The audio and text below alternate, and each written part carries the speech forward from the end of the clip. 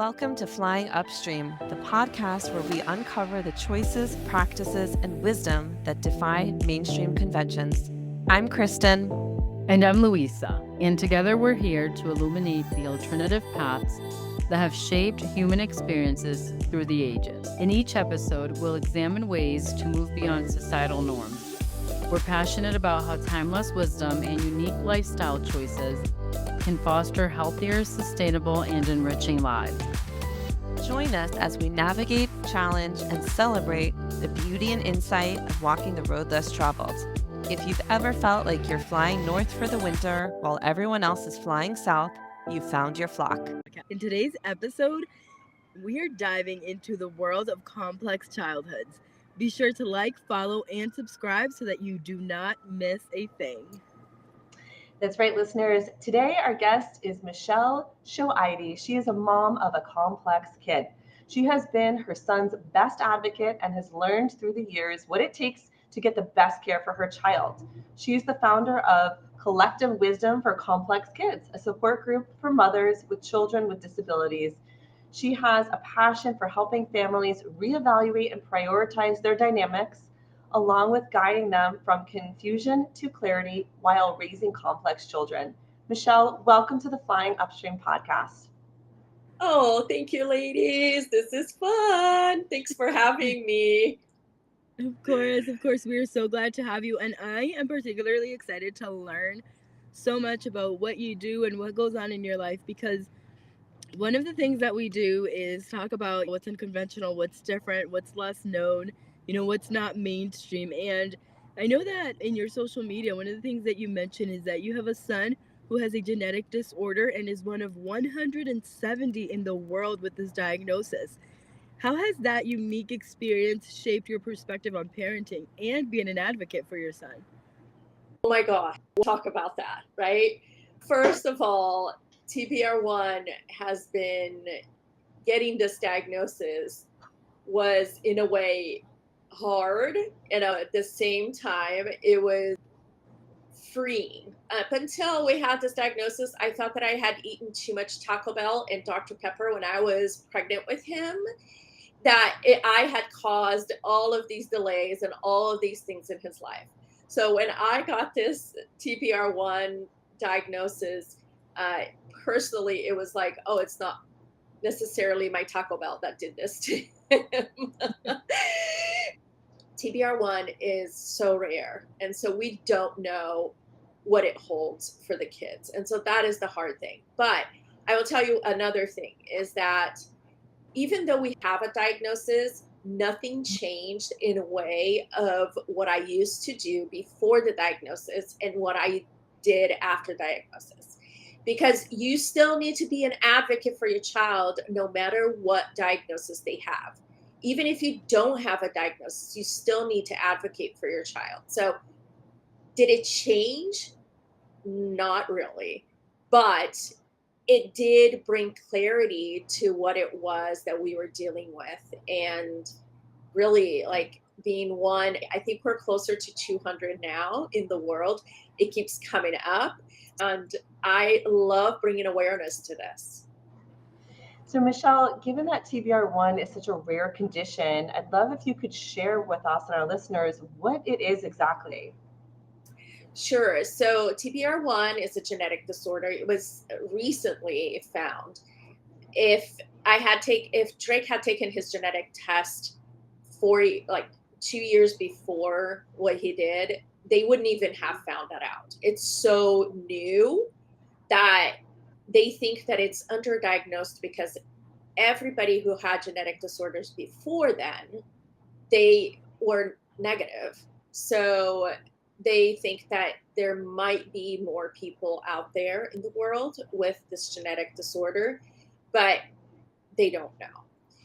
So TBR1 is a disorder that causes intellectual disability, epilepsy, ADHD, OCD, autistic traits. It kind of encompasses a lot of things. And so it is kind of a spectrum in the way that the kids respond to the genetic disorder.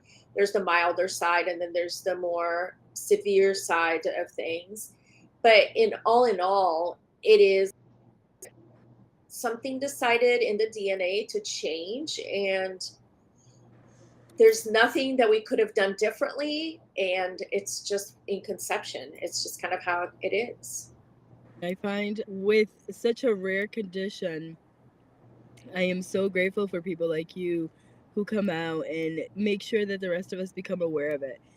In everything that we do as a collective, until other people start talking about it, we usually tend to think, like you said, we ate too much Taco Bell, we dyed our hair during pregnancy, all of the things that we as mothers often just kind of guilt trip, whether it's from our own things or whether it's from the external societal things that society tells us we should and shouldn't have done during our pregnancy. One of the things that really intrigues me is you mentioned yourself as a mom of a complex kid. And given the explanation of what TBR1 is, can you talk us through what parenting a complex kid looks like on a day to day basis? Oh my gosh, yes, we can. Do we have 3 days to talk about this? Oh, the parenting is a hard road, and you learn along with your child on how to deal with each other, really.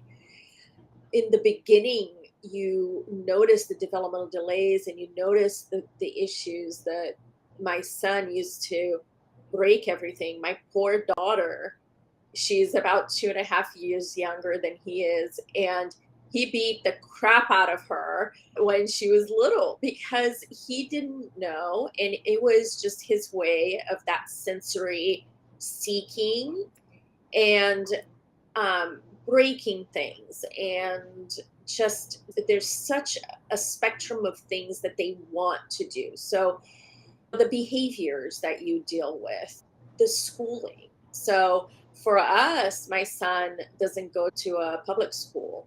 We had to get involved and actually get the school district to pay for a different school because they weren't providing what he needed in the school district.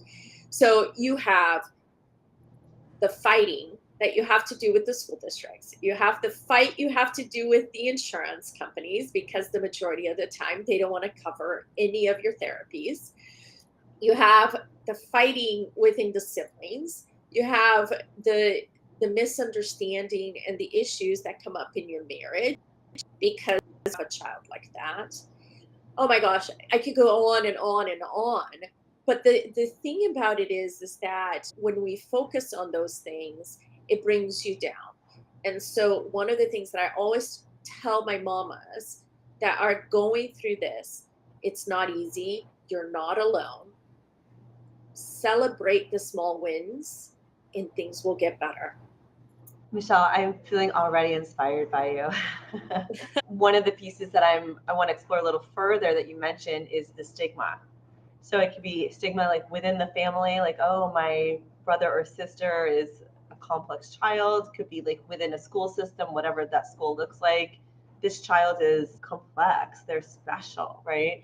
So how do you work with that in a way? You talked about making a positive vibe to it, making it a positive experience for everybody. So yes, knowing there will be stigmas. That's just life. That you can't always fight against that. But how do you kind of work with it to still make everybody involved feel like it's a positive experience?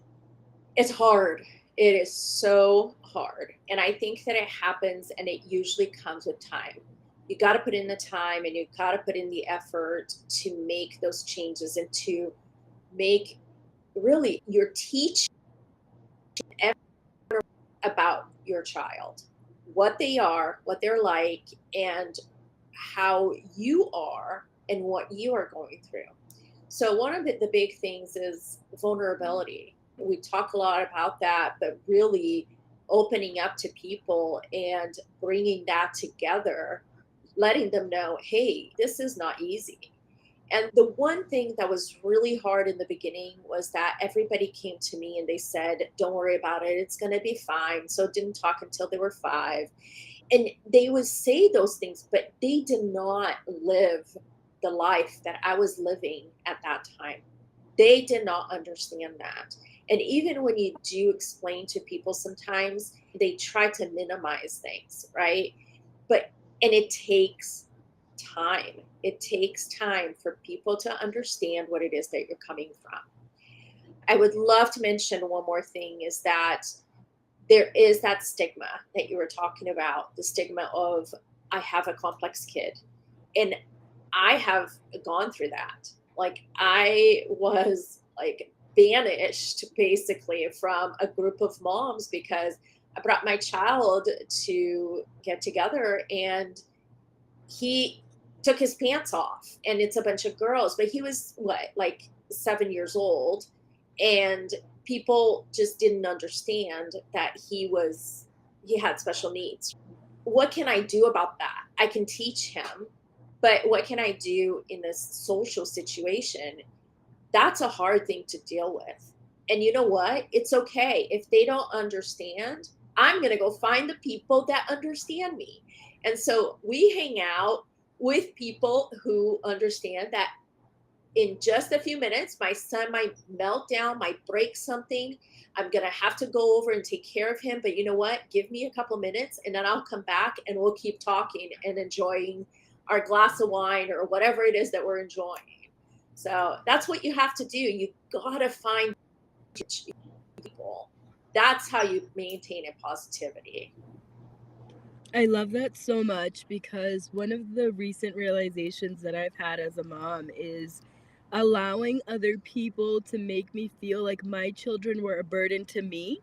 So, not to them, but to me, making me feel. Me allowing that because that's what it comes down to. And I love that you, instead of allowing people to make you feel that, found the people who understand and accept and create the community that you and your child and your family needs. I want to applaud that because that can be extremely hard as moms, especially with all of the societal expectations and this is how it should look and how it should be. So I literally want to applaud you because that's Oh, thank you. amazing. Totally amazing. Thank you. Of course, and to that point, it brings me to something else that I think is really important, and that's the mental health of parents, especially parents who have kids with complex needs.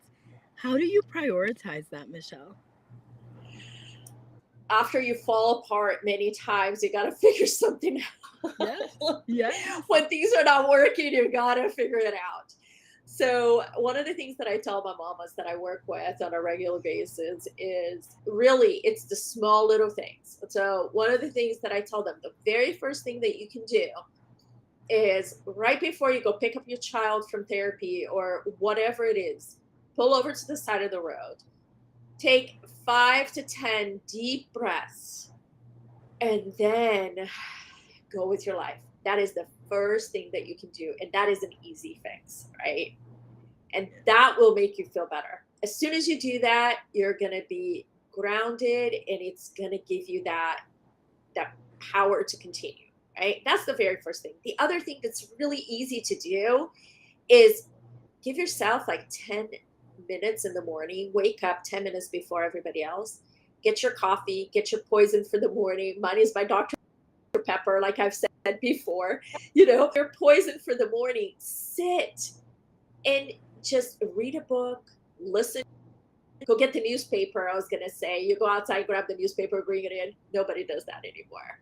But anyway, just, go do something, just even if it's 5 to 10 minutes before everyone is up in the house.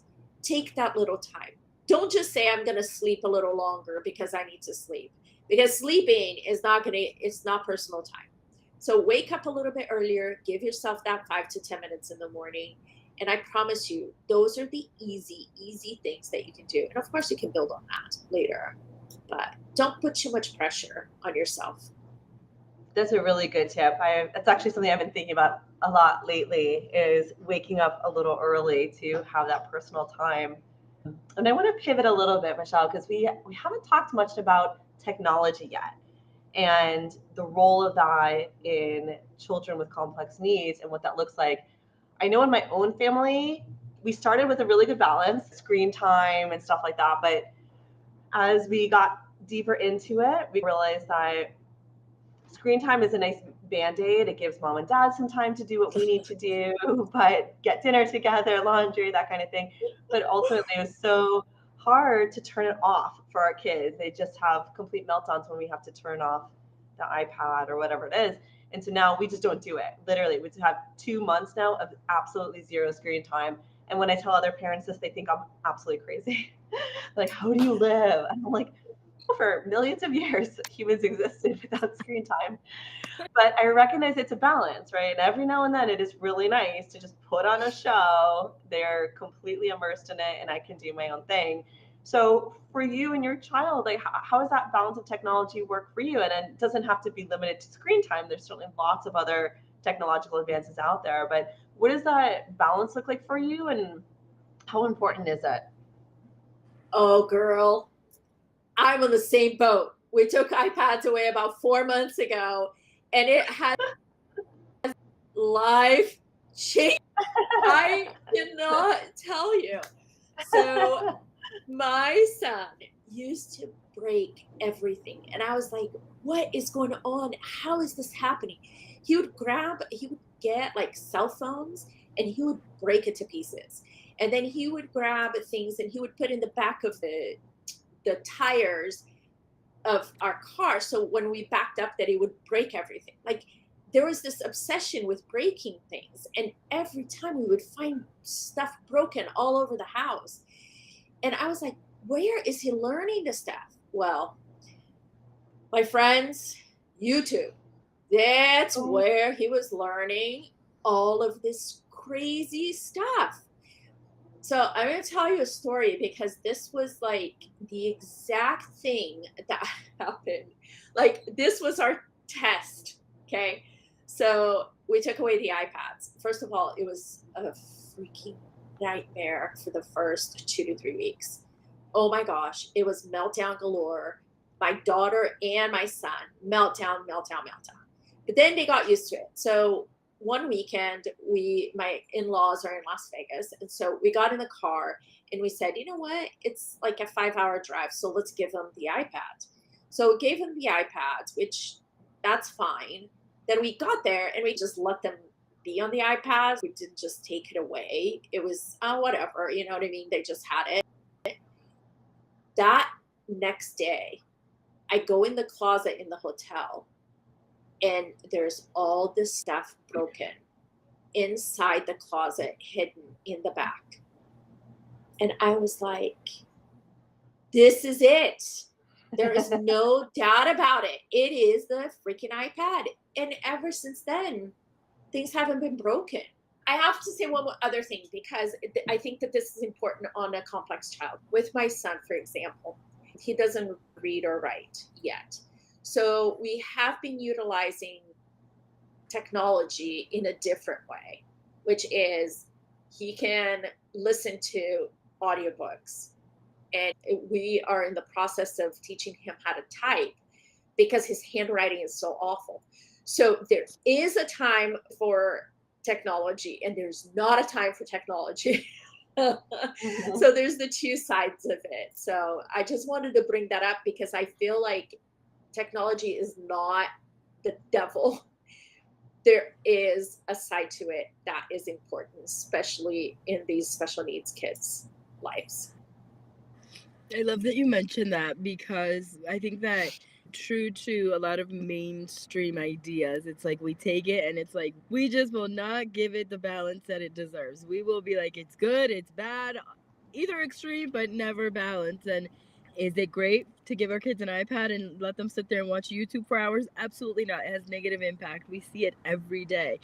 But is it great to help kids who need it? For example, the way that you use it with your son, that is amazing. It is an amazing craft. It is an amazing invention for things like that. And I love that you mentioned that, because I think that when we think about raising complex kids and we know a lot of the difficulties that come along with that, like some of the ones that you have mentioned, awareness, I think, is the first step, as I mentioned earlier, but also advocating, which is what you do. I think it's a beautiful thing that you do that. And I would love for you to share with us as we wrap up here, what increased support and resources for complex kids and complex families do you think are missing that would help us all on the journey to understanding better and better serve complex kids and families? Oh my gosh, we're missing so much. I feel like one of the biggest things, though, is awareness to have the complex kids. I don't, when you get a diagnosis or not a diagnosis or whatever it is, if you just have a complex kid, and if you have a complex kid, you have a complex kid. And if you have one, then you don't know where to go. There is no roadmap to what it is that you need to do to become the advocate for your child, to become the coordinator of their lives, right? They rely on you. They're 3, 4 years old. You are going to be the one doing everything that they need. And so that roadmap is nowhere to be found. There's pieces here and pieces there. And somebody talks about the school districts here, other people talk about mental health, and there's not a place where you can go for everything. And that is what I saw that it was missing. And that's what I am creating. Hey, come here. Let's create this community. You're not alone.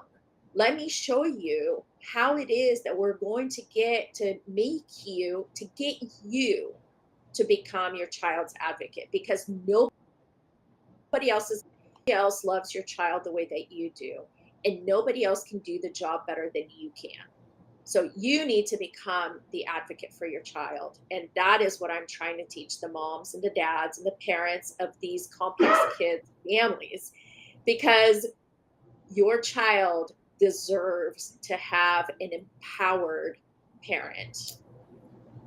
I have to applaud to that. It is so important. It is the difference that impacts the rest of their lives, their adulthood, and even their spirituality and beyond. And so I love that. Thank you so much, Michelle, for sharing everything that you've shared for us, the wealth of knowledge that you've brought here today.